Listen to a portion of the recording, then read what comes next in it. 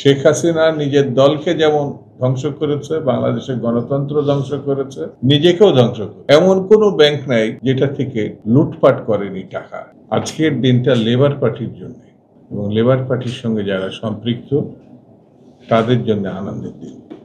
যে কোনো পার্টির প্রতিষ্ঠা বার্ষিকীতে পার্টি অতীতকে নিয়ে যেমন বিশ্লেষণ করে, বর্তমানকে ভাবে আগামী দিনের পথ চলা নিয়ে তারা সিদ্ধান্ত নেয়।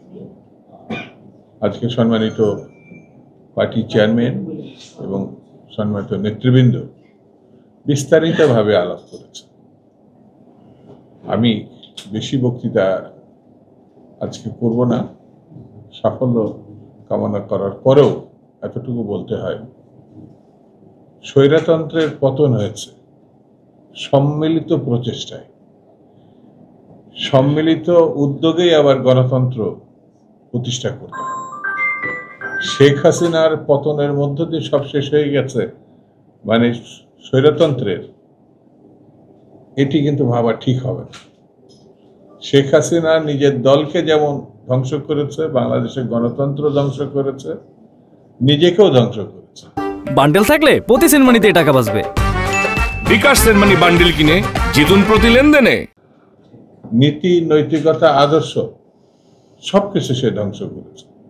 গণহত্যা চালিয়েছে নির্বিচারে, ছেলে মেয়েদেরকে, পথচারীকে এবং সকল পেশার নেতাকর্মীকে সে হত্যা করেছে, যেটাকে গণহত্যা দেশবাসী জানে, বিশ্ববাসী জানে।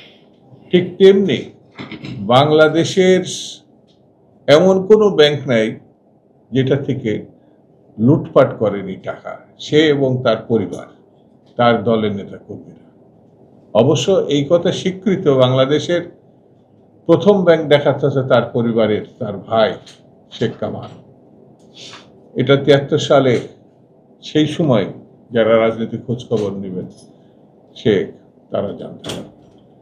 বন্ধুরা, আমাদের ঐক্যবদ্ধ থাকতে হবে। নানামুখী ষড়যন্ত্র আছে, মহলের ষড়যন্ত্র আছে, বিভিন্ন দেশের ষড়যন্ত্র আছে। আমাদের একটা পার্শ্ববর্তী দেশে যারা হত্যাকারীকে, গণহত্যাকারীকে আশ্রয় দিয়েছে, লুটেরাকে আশ্রয় দিয়েছে, তারাও কিন্তু বসে নাই।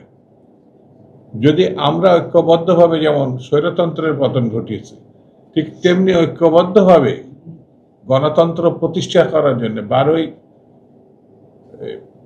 ফেব্রুয়ারি মাসে, এখনো তারিখ দেয় নাই, তবে ফেব্রুয়ারি মাসের প্রথমার্ধে যে নির্বাচনের কথা সরকার বা ডক্টর ইউনূস বলেছেন, দেশবাসী সেটা বিশ্বাস করে যে ফেব্রুয়ারি মাসের মধ্যেই বাংলাদেশের নির্বাচন হবে এবং এই নির্বাচনের মধ্য দিয়ে বাংলাদেশে গণতন্ত্র প্রতিষ্ঠিত হবে এবং একটি সম্ভাবনাময় পরিস্থিতি সৃষ্টি হবে।